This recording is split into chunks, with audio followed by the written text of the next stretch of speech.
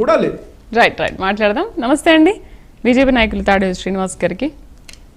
నమస్తే అండి. శ్రీనివాస్ గారు, ఇన్ని రోజులు ఫోన్ ట్యాపింగ్ మీద అసలు మీరేమీ ప్రభుత్వం వచ్చింది కానీ ఏమీ పట్టించుకోవట్లేదు, ఏమీ మాట్లాడట్లేదు అని అన్నారు. సరే, మొత్తానికైతే నోటీసులు ఇచ్చారు. SIB chief Prabhakar Rao interrogation తర్వాత మాజీ మంత్రి అండ్ మాజీ సీఎంకి కూడా నోటీసులు ఇచ్చారు. మరేంటి కాంగ్రెస్ నోటీసుల్ని మీరు స్వాగతించడం వెనుక హస్తము కమలం పార్టీ ఏమైనా అండర్స్టాండింగ్ ఉందా ఏంటి?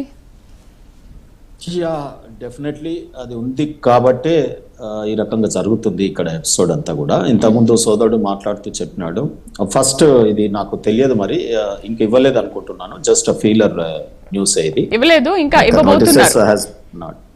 యా, అయితే ఇప్పుడు సోదరుడు మాట్లాడుతున్నప్పుడు నాకు ఒక డౌట్. లాస్ట్ లో వారు ఏమన్నారంటే, నాకు అంతా తెలుసు, వారు ఎక్కడ కొన్నారు తెలుసు, నవీన్ రావు గారితో ఉన్న సంబంధాలు కానీ వారి తర్వాత ఎక్కడ పెట్టినారు, ఇక్కడ ఏం జరిగింది, ఆయన ఏ రకంగా పోలీస్ ఆఫీసర్ వారించినాడు అంటే ఆ పోలీస్ ఆఫీసర్ కూడా తెలుసు కాబట్టి వారించినాడు, ఈయనకు చెప్పినాడు, క్రెడిబుల్ ఇన్ఫర్మేషన్ ఉంది అని అన్నారు. మరి ఇచ్చాడా ఇప్పటివరకు భారత పౌరుడిగా లేదా ఈ తెలంగాణ సిటిజన్ గా? ఈయన బాధ్యత కాదా? గవర్నమెంట్ కి ఇవ్వాలి కదా, లేదా గవర్నమెంట్ ఇప్పుడు ఈ టీవీ చూసైనా ఈయనను కూడా నోటీస్ ఇచ్చి అయితే స్టేట్మెంట్ అయితే రికార్డ్ చేయాలి కదా. ఇంతకన్నా ఎవిడెన్స్ ఏం కావాలి? అంటే to blackmail you are keeping that information with you only, అది నీ గొంతులోనే పెట్టుకుంటావా? సో ఈ రకంగా కాంగ్రెస్ పార్టీ నాయకుల వ్యవహార శైలి ఇక్కడ సోదరుడు ఈ వక్త నుంచి అక్కడి వరకు నుంచి మన రేవంత్ రెడ్డి దగ్గరికి దాకా ఇట్లనే మాటలు కోటలు దాటుతాయి, చర్యలు నిల్లు శూన్యం. ఉత్తర కుమారుడు అనేది ఒక స్టోరీ ఉంటుంది మహాభారతంలో. ఆ ఉత్తర కుమారుడి ప్రగల్భాలు ఎట్లా ఉంటాయో రేవంత్ రెడ్డి గారి ప్రగల్భాలు ఆ రకంగా ఉంటాయి.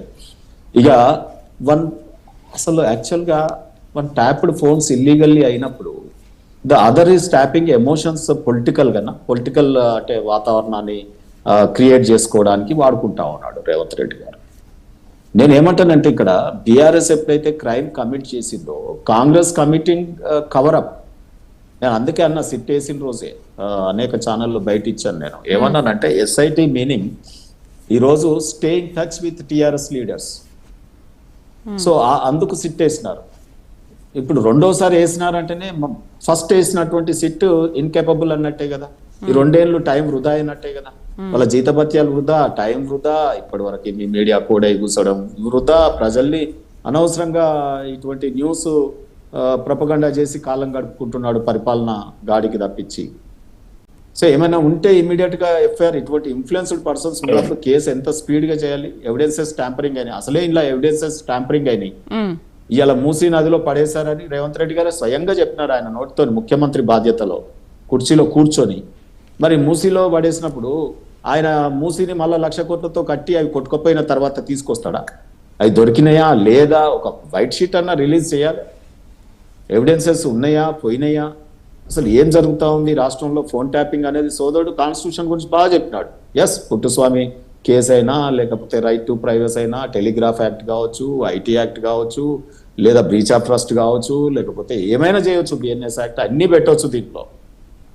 సో ఇంత చెప్తున్నటువంటి క్రిమినల్ యాక్షన్స్ లో ఎంత స్పీడ్ గా గవర్నమెంట్ వ్యవహారం చేయాలి? చేస్తున్నదా? ఒక్క కేసులోనైనా? నేను ప్రభుత్వంలోకి రాగానే చెర్లపల్లి జైల్లో డబుల్ బెడ్రూమ్ కడతాను, ఇప్పటి వరకు అక్కడ బునాది లేదు, దాంట్లో రాయి తీసిన వాళ్ళు లేదు, ముగ్గేసిన వాళ్ళు లేదు. ఇక కేసుల సంగతి దేవుడు వీళ్ళని ఎప్పుడు పట్టుకోవాలి అని ఎప్పుడు. అంటే మీ ఉద్దేశం ఏంటి శ్రీనివాస్ గారు? ఇప్పుడు ప్రభుత్వం అధికారంలోకి రాగానే చెర్లపల్లిలో కడతాను అన్నది వెంటనే ప్రభుత్వం అధికారంలోకి రాగానే చేయాలంటారా? ఇప్పుడు దానిపైన ఎటువంటి విచారణ, ఇన్వెస్టిగేషన్ ఏమి జరగకుండానే ఆ పని చేయాలంటారా? ఇదంతా కూడా డబ్ల్యూడబ్ల్యూ గేమ్ లాగానే ఇదంతా కూడా ఇద్దరు కూడగలుపుకొని చేస్తున్నదే. అయ్యిందేదో అయిపోయింది. ప్రభుత్వంలో ఏమేం చేసినావు, నా దగ్గర డాటా ఉంది నీది, నీ దగ్గర నాది ఉంది. సో కాబట్టి ఇద్దరం క్విట్ ప్రో. గతంలో ఏమన్నా సంపాదించి దాచిపెట్టుకున్న సొమ్ములో ఈ రకంగా పంచుకోవడం. కానీ అలా లేదు కదా. ఇప్పుడు హస్తం పార్టీ మీరు ఒకటే అయ్యారంటున్నారు కదా. ఒక్క నిమిషం, నేను అదే అంటున్నా కదా. ఇప్పుడు నేను ఏమంటున్నా అంటే, this is not a game of BRS and Congress versus issue కాదండి. ఇది డెమోక్రసీని కూనీ చేసినారు కదా. ఓ డిక్టేటర్షిప్ తో పరిపాలన చేసినారు కదా. సో నువ్వే డిక్టేటర్ అన్నావు కదా.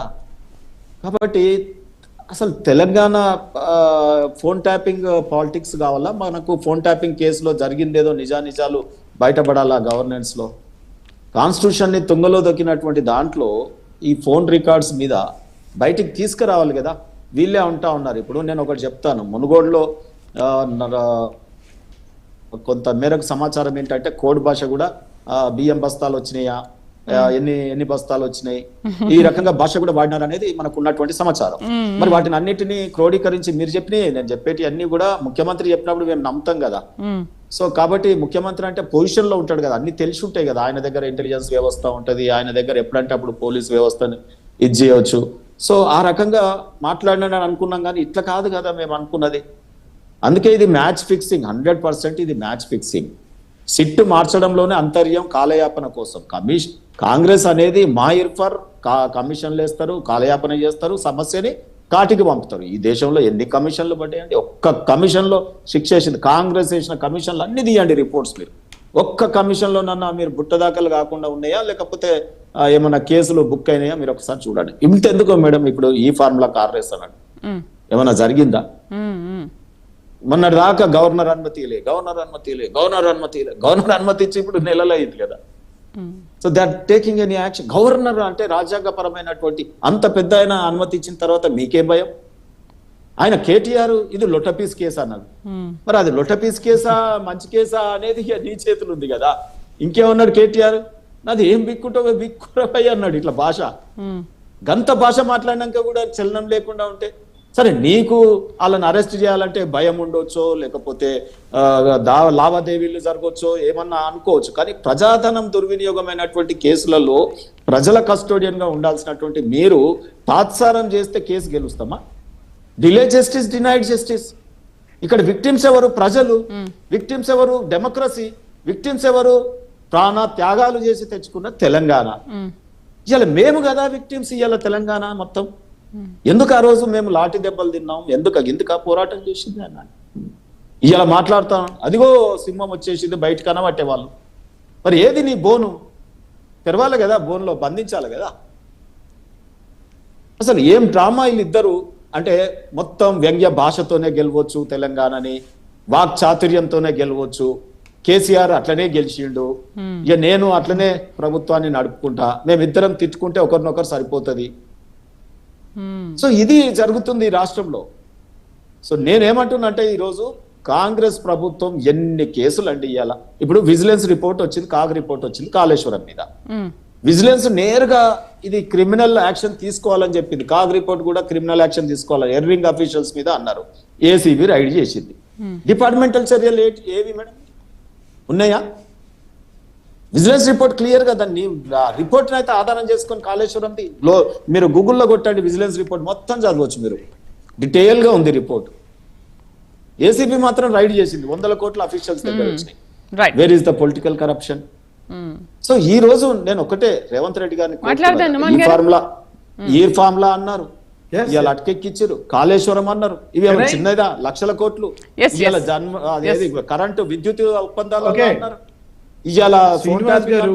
మీ క్వశ్చన్స్ అన్నిటికీ ఆన్సర్ తీసుకున్నాము నుమాన్ గారి చేత. నుమాన్ గారు ఒక బ్రేక్ తర్వాత మళ్ళీ వస్తాను. బ్రేక్ తర్వాత చాలా వివరంగా చెప్పండి.